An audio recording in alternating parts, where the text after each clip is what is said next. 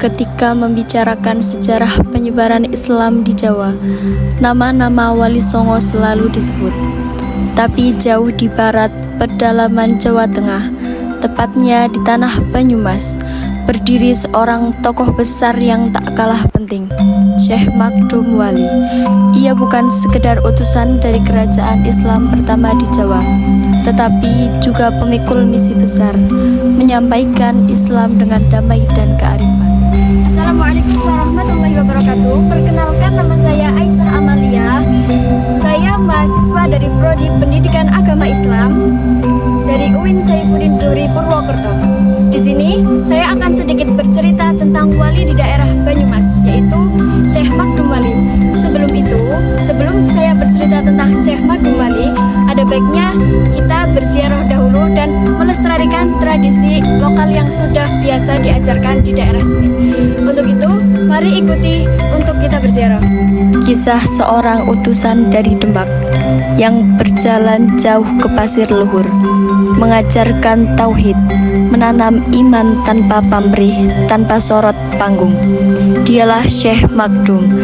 Namanya mungkin tak selalu disebut dalam pelajaran sejarah, tapi ruh dakwahnya hidup di hati masyarakat Banyumas hingga hari ini.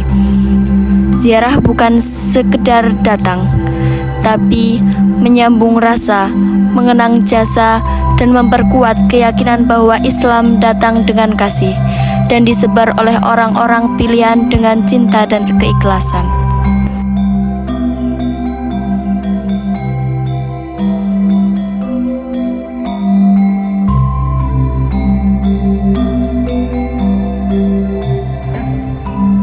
Syekh Makdum Wali merupakan utusan dari Demak yang diutus oleh Raden Fatah pada abad 15. Sebelum Syekh Makdum Wali menuju ke daerah Pasir, Syekh Makdum Wali di daerah Demak ikut mendirikan Masjid Kerajaan Demak bersamaan dengan Sunan Kalijaga. Pada saat Syekh Makdum Wali mengislamkan di daerah Pasir pada abad ke-15, sebelumnya kepemimpinan daerah Pasir berada di tangan Sultan Banyak Blanak dan Sultan Banyak Galeh. Sebelum itu, keduanya mendapatkan isyarah bahwa ada salah satu tokoh yang akan datang ke daerah Pasir untuk membawa ajaran baru. Setelah Syekh Makdum Wali datang pada abad ke-15, Syekh Makdum Wali tidak dapat penolakan terhadap masyarakat sekitar, melainkan dakwah Syekh Makdum Wali tentang Islamnya itu diterima.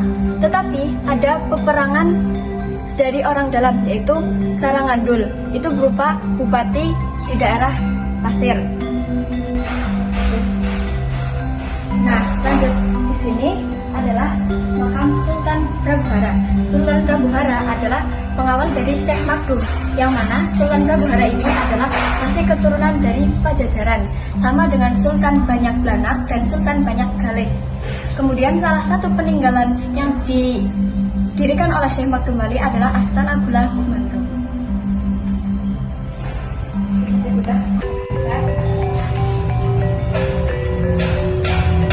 Nah, selanjutnya tradisi yang biasa dilaksanakan di makam Syekh Makdum Wali adalah Haul Syekh Makdum Wali yang biasa dilaksanakan tanggal 2 Syakban. Dan biasanya tradisi ini biasa dirayakan dengan khataman, simakan Al-Quran, kirab, dan tumbang. Di hadapan pusara kekasih Allah, Syekh Makdum Wali, kami datang membawa rindu dan harap, bukan untuk memohon padanya, tapi menjadikan wasilah perantara doa yang tulus, agar cinta Allah yang menaungi hidupnya turut menyentuh hidup kami.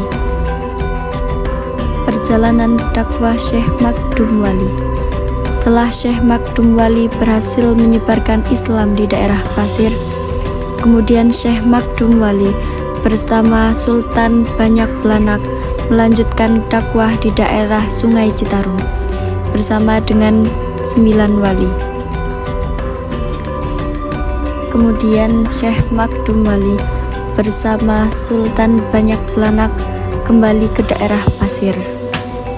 Setelah kembali ke daerah Pasir, kemudian melanjutkan dakwahnya ke daerah Padi. Karena itu, Syekh Makdum Wali dan Sultan Banyak Belanak mendapatkan gelar